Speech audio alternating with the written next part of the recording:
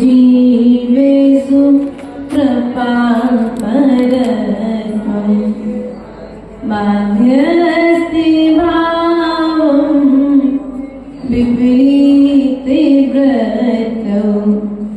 सदा ममात्मा विधातु देव गुरुवापान्तिनो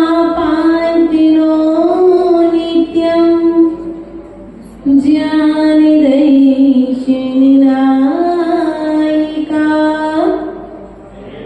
चारित्राणगम्भीर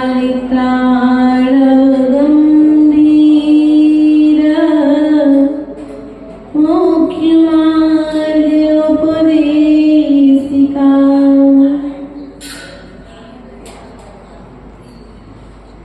मुनिचेरिया सावतिचेरिया में यही आवश्यक है ममता तजना समता भजना ईसा मायक है कुछ भी टूटे कुछ भी फूटे या सब जग रूठे समता ताला कभी न टूटे परिमा वश्यक है मुनि चेरिया सावत चेरिया में यह आवश्यक है ममता तजना समता भजना ही आवश्यक है। बोले देवादिदेव बोले आदि नाथ भगवान की देवादिदेव वर्तमान शासनायक महावीर भगवान की आचार्य भगवंत 108 अमृत गति स्वामी की आचार्य गुरुवर 108 विभव सागर जी महाराज जी की द्वारसांग जिनवाणी माता की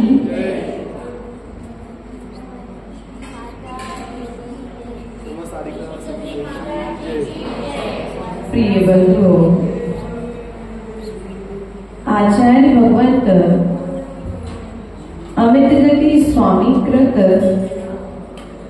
यह सामयिक पाठ यहाँ पर चल रहा है और इसी क्रम को आगे बढ़ाते हुए आचार्य भगवंत यहाँ पर कहते हैं कि यदि आप ध्यान करना चाहते हो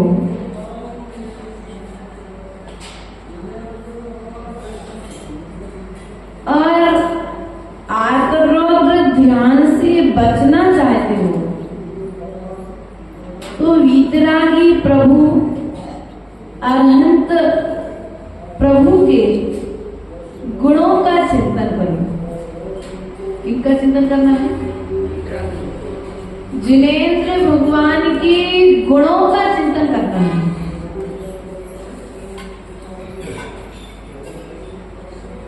क्योंकि जितने भी महापुरुष हुए हैं वे महापुरुष कैसे बने अर्थात महान गुणों को प्राप्त कैसे हुए। तो आचार्य भगवंत ने कहा कि जो कार्य महापुरुषों ने किया है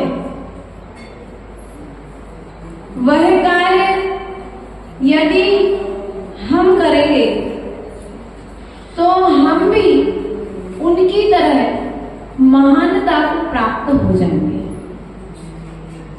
इसी बात को लिए हुए यह कारिका नंबर 17 हम जिसमें प्रवेश करेंगे और इस गाथा के रहस्यों को खोलने का प्रयास अपने ज्ञान के द्वारा करेंगे।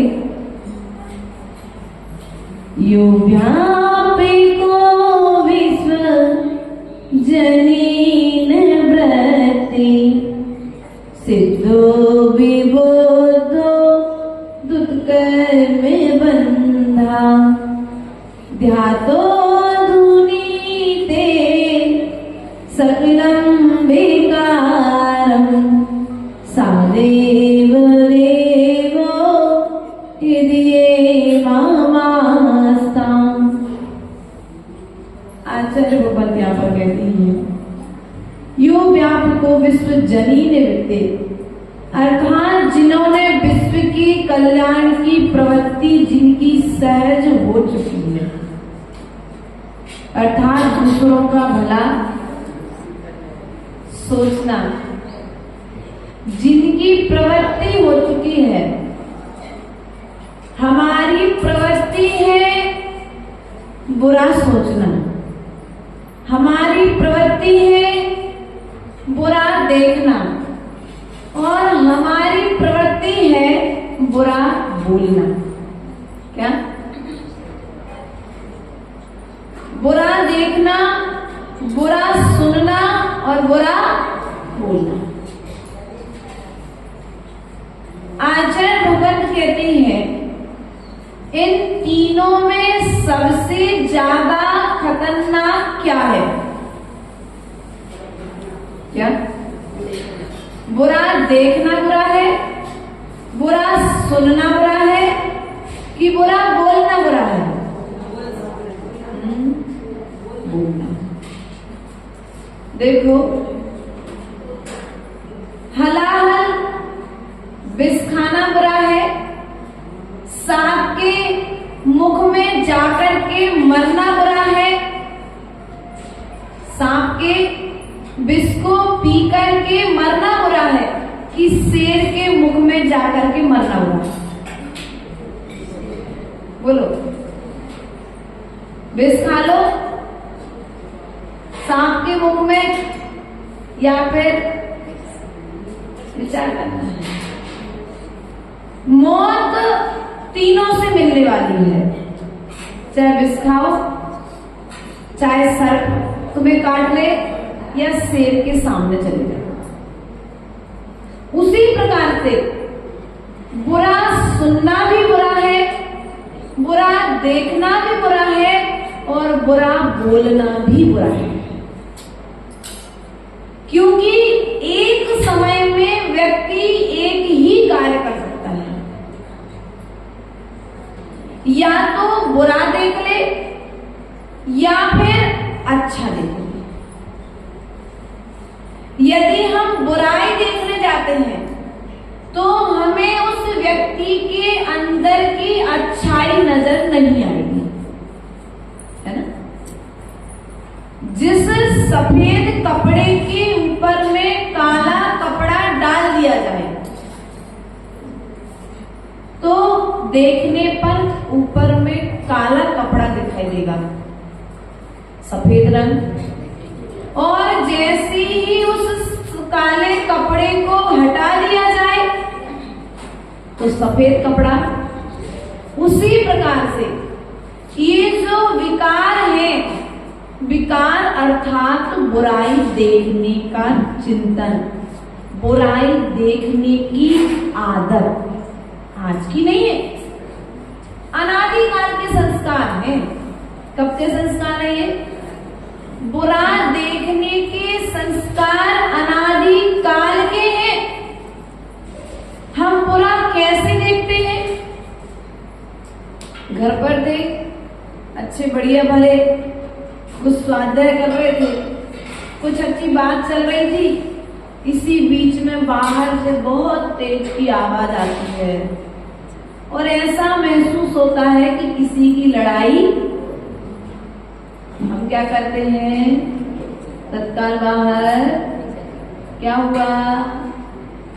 बुरा देखने की आदत। बढ़िया स्वाध्याय सुन रहे थे, लेकिन स्वाध्याय सुनते सुनते मंदिर के दरवाजे के बाहर नजर गई और देखा कि 4 सहेलियां खड़ी करके बात कर रही हैं। तो क्या हुआ, अरे यार ये स्वाध्याय जल्दी समाप्त हो जाता है, ये क्या बात कर रहे हैं हम भी जाकर के। और हम जाकर के जैसे ही वहां पर खड़े हुए और पता पड़ा कि जो उस 4 की मीटिंग में नहीं है, उस 5वें की बुराई वहां पर, तो बुरा भी सुनना। उसके पश्चात में बुरा कहने की आदत भी बुरी है। यदि तुमने बुरा देख लिया है तो भी अभी कुछ नहीं बिगड़ा है, क्योंकि तुमने देखा मात्र है। यदि आपने बुरा सुन लिया है तो भी अभी कुछ नहीं बिगड़ा है, क्योंकि अभी सुना है तुमने। लेकिन सुनने और देखने के बाद में तुमने यदि बोलने की प्रतिक्रिया कर दी तो फिर तुमने सब कुछ गड़बड़। सीता के जीवन का एक दृश्य सामने में नजर आता है पद्म पुराण ग्रंथ को जब हम उठाते हैं। प्रश्न हुआ गर्दन स्वामी से रजनीश भैया कि सीता तो सम्यक दृष्टि थी, राम ने उसे राज्य से बाहर निकाल दिया, उसके पश्चात में भी सीता ने राम को दोष नहीं दिया। सीता सती तो शीलवती थी, पतिव्रता थी, लेकिन फिर भी उस सती के ऊपर में इतने संकट क्यों आए? राम के होने वाली पटरानी थी, फिर भी उसके जीवन में इतना बड़ा दोष, कलंक कैसे आ गया?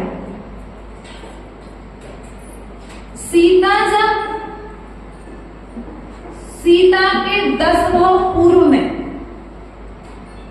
किसी राजकुमारी के पद पर थी।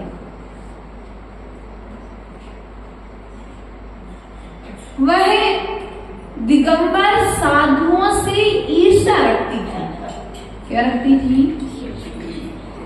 दिगंबर साधुओं से, साध्वी से ईर्ष्या रखती थी। उनकी प्रशंसा सुनना उसे पसंद नहीं था। तो एक दिन वह राजकुमारी बगीचे में घूम रही थी अपनी सखियों के साथ में, और जब वह उस बगीचे में घूम रही थी, टहलने के लिए गई थी, तो वह एक दृश्य देखती है कि एक मुनिराज और एक आरिका माता जी खुले आकाश तले पृथ्वी तल पर बैठे हुए हैं। वह आरिका विनय पूर्वक बिच्छी लिए हुए मुनिराज को नमोस्तु निवेदित कर रही है, और नमोस्तु निवेदित करते करते दोनों के मन में कुछ बातें चल रही है बीच में। यह दृश्य सीता बहुत दूर से देखती है, और जब देखती है तो मुनिराज और आरिका के आंखों का विषय नहीं बनती है, क्योंकि वह यह दृश्य छुप कर देखा। ईर्ष्या थी। दृश्य अभी देखा है, क्या किया है अभी मात्र? दृश्य अभी देखा है। देखने मात्र से सीता ने कर्म का बंध नहीं किया। कोई भी जीव पाप देखने मात्र से कर्म का बंध नहीं करता है। उस दृश्य को देखने के बाद राजकुमार जी, जहां व्यक्ति अपना चिंतन दौड़ाता है, जहां व्यक्ति अपने विचारों को गति प्रदान करता है, वहां पर व्यक्ति कर्म का बंध करता है। सीता ने दृश्य देखा, कहा नहीं है जब तक उसे पाप कर्म का बंध नहीं हुआ। लेकिन जैसे ही सीता ने उस दृश्य को देख करके बुरा सोचना प्रारंभ कर दिया, क्या कर दिया? जब उसने बुरा सोचना प्रारंभ किया, तब भी उतने कर्म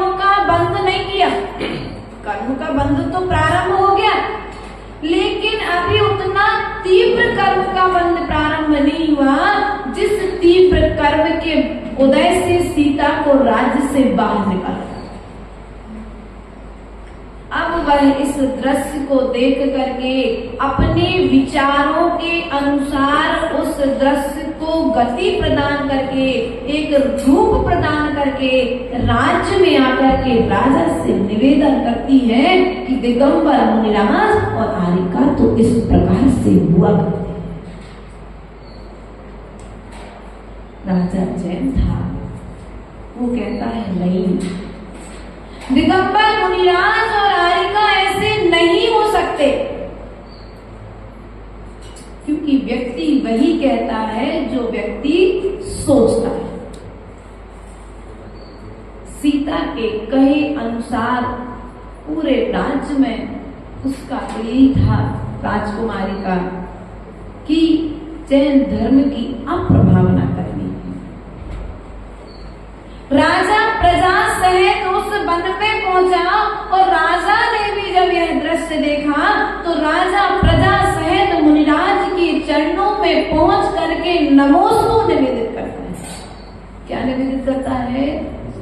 नमोस्तु निवेदित करता है और जाकर के पास में ही बैठ जाता है। और जैसे ही मुनिराज सबको आशीर्वाद देते हैं और प्रजा को आशीर्वाद देने के पश्चात में उन आरिका माता जी और मुनिराज के जंगल में बैठने का समाचार पूछते हैं, तो वह आरिका बताती है ये हमारे पूर्व के भाई हैं। कौन है? कौन है? बोलो तो। भाई हैं और सीता उन मुनिराज की पूर्व की बहन है ना। अब दोनों काफी समय के बाद, पहले के समय में ये संत निवास नहीं थे, ये जिनालय नहीं थे। भैया मदुरई जाओगे तमिलनाडु की यात्रा करने, तो आपको अब जिनालय बन गए। जब मदुरई जाओगे तो मदुरई के पहाड़ों पर, पहाड़ों की दीवारों पर 24 की रचनाएं की, क्योंकि मुनिराज पहले गुफाओं में रहा करते थे और उन गुफाओं के अंदर में, क्योंकि यदि भगवान की प्रतिमा रखते थे तो उन प्रतिमाओं को खंडित कर दिया जाता, शास्त्र रखते थे तो उन्हें जला दिया जाता था। और उस मदुरई क्षेत्र में 500 मुनिराजों के लिए घानी में पेल दिया गया।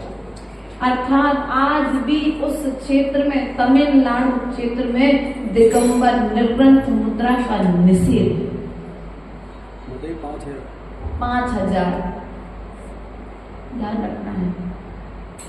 तो उस दृश्य को सीता ने देखा और देखने के पश्चात में प्रजा में धर्म की अप्रभावना की। उसके प्रभाव से क्या हुआ? बोलो तो। क्या हुआ? सीता का अपहरण नहीं हुआ, सीता का अपवाद हुआ। और अपवाद किसने किया? किसी एक साधारण नागरिक। और राजा ने अपनी मर्यादा का पालन करने के लिए सीता का त्याग कर तीर्थ यात्रा के बहाने उसे जंगलों में छुड़वा दिया। प्रिय बंधुओं, यदि हम चाहते हैं कि विकारों से रहित हो तो हमें पहले बुरा देखने का, बुरा सुनने का, बुरा सोचने का और बुरा कहने का। क्या?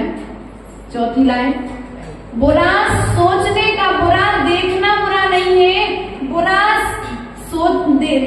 देखना बुरा नहीं है, बुरा कहना बुरा नहीं है, बुरा सुनना बुरा नहीं है, जितना बुरा सोचना बुरा है। क्योंकि तुम्हारे विचार जो बनते हैं वही तो मुख कहता है ना। और तुम्हारे विचार यदि सुधर गए तो तुम्हारा आचार सुधर जाएगा, और आचार सुधर जाएगा तो पूरा जीवन सुधर जाएगा। इसलिए यदि किसी को सुधारने की आवश्यकता है तो अपने विचारों को सुधारो। किसको सुधारो? अपनी सोच को सुधारो। हर व्यक्ति को सोच देख करके गलत विचार मत करो। हो सकता है दो सहेलियां एक साथ बैठी हो और तीसरे की बुराई हो, है ना? तो क्या सोचोगे आप लोग? देखो वो दोनों मिलके हमारी बुराई, यही सोचते ना? क्यों? क्योंकि हम सोचने के लिए स्वतंत्र हैं। हम ये भी तो सोच सकते हैं उस समय कि हो सकता है देखो आज ये लोग बातें कर रही हैं, कुछ ना कुछ चर्चा कर रहे होंगे, अच्छी चर्चा कर रही होंगी। हम क्या सोचते हैं? यदि बहू, सास और बहू की घर में झगड़ा चल रहा है और बहू पड़ोसी से बात कर रही है तो सास क्या सोचेगी? देखो ये हमारी बुराई। या सास बात कर रही है तो बहू क्या सोचेगी? अब परिवार किसी के कहने से, सुनने से नहीं टूटे, तुम्हारी सोच से तुम्हारा परिवार टूटा है, तुम्हारे विचारों से तुम्हारा परिवार टूट रहा है, तुम्हारी समझ से तुम्हारा परिवार टूट रहा है। तुम्हारी समाज को, तुम्हारे परिवार को, तुम्हारे घर को तोड़ने वाला कोई दूसरा नहीं है, तुम्हारा स्वयं का विचार है। और हम आरोप लगा देते हैं पर को। ये जो पर को आरोप लगा रहे हैं यह भी स्वयं स्वतंत्र स्वयं का विचार है। इसलिए यदि किसी को सुधारना है तो अपने विचार को सुधारो, किसी दूसरे को सुधारने की आवश्यकता नहीं है। आचार्य भगवंत कहते हैं इस ग्रंथ में आचार्य भगवंतों ने मूलाचार ग्रंथ में क्या दिया? मूलाचार ग्रंथ में आचार्य परमेश्वरी ने आचार नहीं दिया। मूलाचार ग्रंथ में, इस सामायिक शास्त्र में आचार्य भगवत अमित गति स्वामी ने अपना विचार दिया है। क्या दिया है? अपना विचार दिया है। उनने जिस आचरण का जीवन जिया है, जिस आचरण को वे पालन कर चुके हैं, ऐसे आचरण से परिभूत लिप्त अच्छे अच्छे विचारों को उन्होंने क्या कर दिया ग्रंथों में।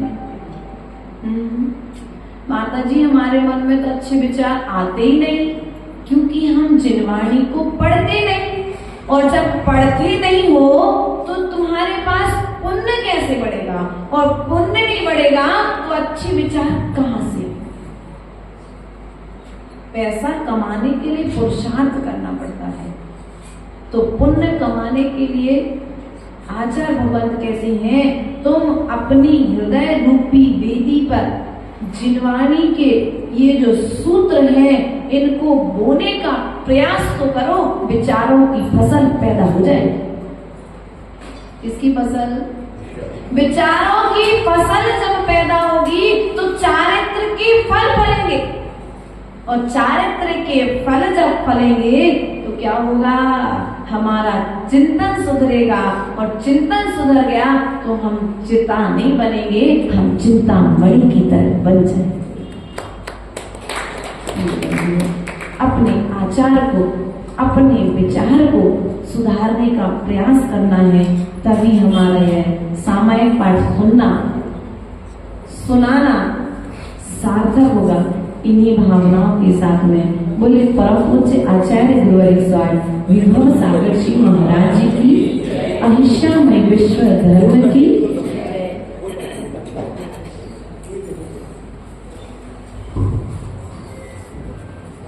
देवादिदेव गजानन श्री आदिनाथ भगवान की जय। शरद श्रोमणी आचार्य विद्यासागर जी महाराज की जय। आचार्य श्री समय सागर जी महाराज की जय। सारस्वत कवि आचार्य श्री 108 विभव सागर जी महाराज की जय। साक्षात विराजमान सिद्ध श्री माता जी की जय। समस्त कारिका संघ की जय। आप सभी को ज्ञात करवा दें।